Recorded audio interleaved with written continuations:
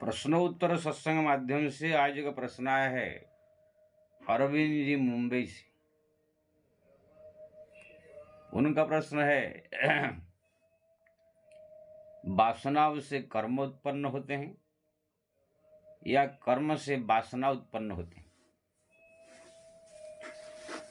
बहुत अच्छा प्रश्न है। देखिए, ये वासनाओं से कर्म उत्पन्न होते हैं तो प्राय सामने ही है, प्रत्यक्ष सब जानते हैं। वासना मतलब संसार की इच्छाएं, संसार की वस्तुओं की, संसार की सुख की सब जो इच्छाएं हैं, पंच इंद्रियां का जो पंच कर्मेंद्रिया, पंच ज्ञानेन्द्रिया का जो सुख पाने की इच्छा है, ये सब जो है वासनाएं कहलाती है। ऐसे वासना का मतलब इच्छा है। उसमें संसार की इच्छाओं को ही वासना का उपाधि दिया गया है, लेकिन उसमें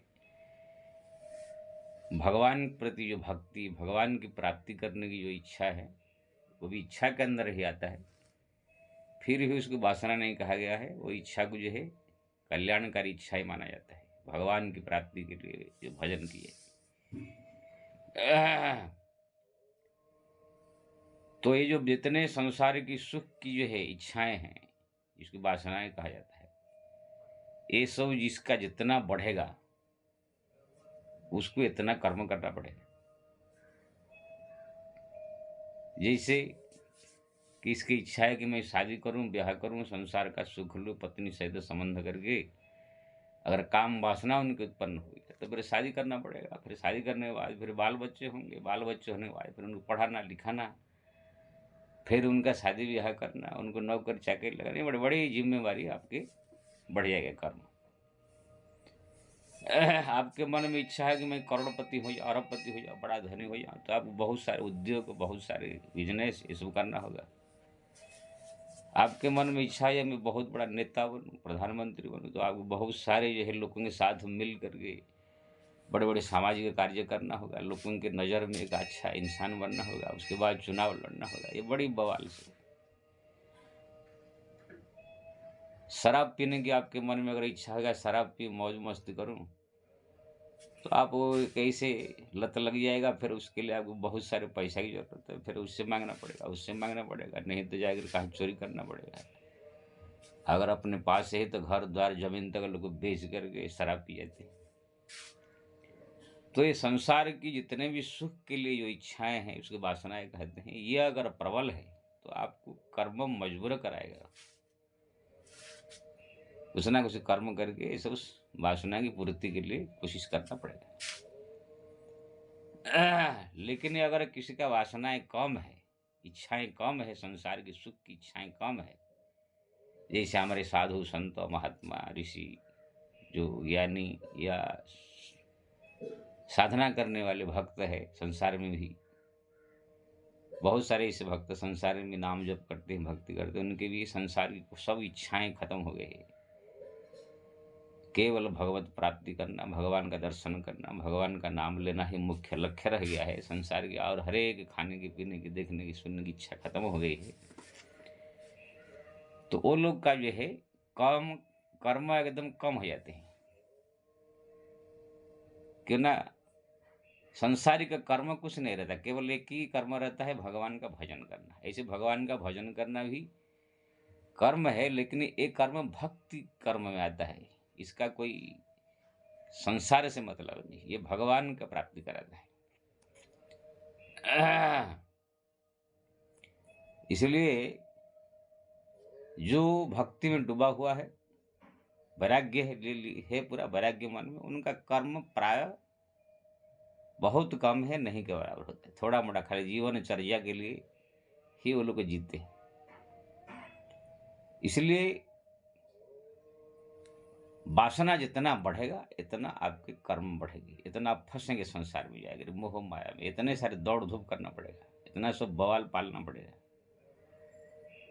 अगर इच्छाएं सब खत्म होती जाएगी तो फिर आप धीरे धीरे कर्मों से निवृत्त होते चले जाएंगे। इसलिए हमारे शास्त्र में कहा गया यत पृथिव्याम बृहयव हिरण्यम पशव स्त्रीह एक शाप न पर्याप्तम तस्माद तृष्णम परित्यजेत। हविषा कृष्ण में भावी वर्धते न जातु काम कामना उपभोग न साम्यति। संसार की कोई इच्छा कोई वासना अगर पूर्ति हो जाती है अपने कोशिश से, फिर वो पूर्ति होकर के समाप्त नहीं हो जाती है, बल्कि आवरी ज़्यादा बढ़ जाती है। जैसे कोई स्त्री के साथ अगर किसी ने संपर्क कर लिया तो उसका मन तृप्त हो गया और इच्छा आगे नहीं होने, और उसका आगे इच्छा और बढ़ जाएगा। आप अगर कोई ऐसे चटमटा चीज़ या अनन भेज चीज कुछ ऐसी चीज़ खाना शुरू कर दिया तो नहीं कि खाने की इच्छा था, खा लिया, अब मन तृप्त हो गया, ऐसे नहीं, फिर आपके आगे खाने की इच्छा बढ़ जाएगी। आपको पैसा कमाने की अगर शौक लग गया, नहीं हाँ हमको इतना रुपया हो गया अब नहीं कमाएंगे, ऐसे नहीं, ये बढ़ते बढ़ते बढ़ते बढ़ते सारा संसार का संपत्ति मिल जाए तो भी आपको कम पड़ेगा। यानी इच्छाएं वासनाएं कभी पूर्ति होती है तो भी वो बढ़ जाता है, घटता नहीं। यहाँ तक शास्त्र कहता है युजत पृथिव्यम बृहयव हिरण्यम पशव स्त्रीह। सारा संसार में जितने सोना चांदी स्त्री संसार का समस्त प्रकार सुख साधन मिल जाए तो भी एक साप न पर्याप्तम, एक आदमी को वो पर्याप्त नहीं होगा। वो फिर सोचेगा कि स्वर्ग कहाँ होता है, वहां का सुख थोड़ा रहे। तो इसलिए ये जो जितने भी वासनाएं हैं यही ही व्यक्ति को कर्म में लिपट कर रखता है। लेकिन जिसका ये सब खत्म हो गया है वो केवल एक ही भजन करता है, भक्ति करता है। लेकिन इसमें एक और भी सावधानी है। जो व्यक्ति के मन में वैराग्य हो गया, जो भगवान के भक्ति में डूब चुके हैं, संसार की कोई इच्छाएं नहीं रह गया, खाली जीवनचर्या के लिए जो खाली थोड़ा बड़ा व्यवहार करना पड़ रहा है, उनको भी संगति से आप कुछ ऐसे कर्मों से सावधान रहना चाहिए। देखो भाई, वासनाओं से कर्म उत्पन्न होता ही है, सब जानते हैं, लेकिन कभी कभी कर्म से वासना भी उत्पन्न हो जाती है अगर संगति से कुछ ऐसे कर्म होने लगे। जैसे बीज से पेड़ उत्पन्न होता है, लेकिन वही पेड़ में फिर बीज भी उत्पन्न हो जाती है। बीज में फल आता है, फल में फिर बीज हो जाते हैं, बीज में पेड़ होता है, पेड़ में फल होती है, फल में फिर बीज रहता है। यही से उदाहरण, कोई साधु संत महात्मा हो या कोई संसारिक आदमी क्यों न, बड़ा ही भक्ति वाला विरक्त हो, कोई चीज इच्छा नहीं है, केवल मन को मार करके भक्ति में लग गया, सब इच्छाएं खत्म हो गई। कोई ऐसे दोस्तों मित्र के संग में पड़ करके आप घूमने टहलने निकल गए, अब उसमें दोस्त मित्र थे जो कि पीने वाले खाने वाले सब उल्टा पुल्टा चीज, तो वो लोग जो पीना चालू किया, ये आपने तो मना कर दिया मैं इसे पीता नहीं हूँ, लेकिन यार ले ले पेक ले ले, एक थोड़ा सा पी ले, क्या हो जाता है। हृदय में भक्ति होनी चाहिए, परमात्मा सब जगह है, कहाँ नहीं, क्या क्या क्या कह करके आपको 2-4 पेक पिला दिया। आप जो इच्छा नहीं था फिर भी संगति के प्रभाव से आपने कर्म कर लिया, तो आप देखेंगे फिर आपका उसका चस्का लग सकता है। चस्का अगर लग गया तो फिर आपका मन में उसी का वासना उत्पन्न हो जाएगी। यानी कि आपने वासनाओं को समाप्त करके कर्म आपका खत्म हो गया था, लेकिन आपने ऐसे कर्म कर दिया संगति के प्रभाव से, फिर उस संगति का लत लग जाएगा आपका, फिर वासना उत्पन्न होने लगेगी, फिर पीते पीते पीते फिर पीते खाने की इच्छा होगा, खाते खाते फिर सब उल्टा पुल्टा करने की इच्छा होगी। इसीलिए कभी कभी वासनाओं से तो कर्म उत्पन्न होता ही है, ये 100% है। कभी कभी असावधानी से कोई ऐसा कर्म भी कर देते हैं जिससे फिर वासनाओं का फिर उत्पन्न होने लग जाता है। जैसे बीज से पेड़, पेड़ से फिर फल के रूप में फिर उसमें बीज। हमारा अजामिल का दृष्टांत, अजामिल का जीवन चरित्र जब पढ़ते हैं तो बहुत बड़ा विद्वान, बहुत बड़ा जो है भक्ति करने वाला आदमी, बहुत 4 वेद की ज्ञानता, ब्राह्मण था, भक्ति भी करता था, लेकिन एक वेश्या का संग में जो है पड़ गया। वो वेश्या को देख करके, संग में पड़ करके, उनके रूप रंग देख के उनके साथ वार्तालाप करके फिर उसके मन में वासना उत्पन्न हो गया, जबकि वासना रहित था, वो भक्ति में डूबा हुआ था। उस समय जो है कंट्रोल कर नहीं पाया, उनके साथ पड़ करके फिर ऐसे फंस गया। फिर धीरे धीरे मटन मच्छी खाना, मांस मदिरा पीना, ये सब उनका चोरी करना, सब वासनाएं उत्पन्न हो गई। इसलिए सदैव साधक को जो है भगवान के भरोसे रहना चाहिए, भगवान के नाम जप ज़्यादा से ज़्यादा करना चाहिए, ज़्यादा स्मरण करना चाहिए, भगवान से प्रार्थना करते रहना चाहिए, प्रभु मेरे को जो है कोई चीज़ का लत न लगे, कोई चीज़ का जो है वासनाओं का लत न लगे, ये भगवत कृपा। आप अगर भगवान की इस एक कृपा हो गया तो फिर आप संसार में सब कुछ खाते पीते सब कुछ करते हुए भी आप निष्प्रह रहेंगे, इसको अनासक्त कहते हैं। संसार के बीच में रहते हुए भी आपको संसार का कोई चीज आकर्षित नहीं कर सकता है, ना उस आकर्षित तो होगा तो आप उसमें आसक्त नहीं होंगे। यही जनक महाराज, कर्मण्य वही मास्तित जनकादय, सुखदेव जनक जी, ये सब संसार में रहते हुए सुंदर सुंदर स्त्रियों के बीच में रहते हुए सब प्रकार सुख उपभोग करते हुए भी कोई फर्क नहीं पड़ता था।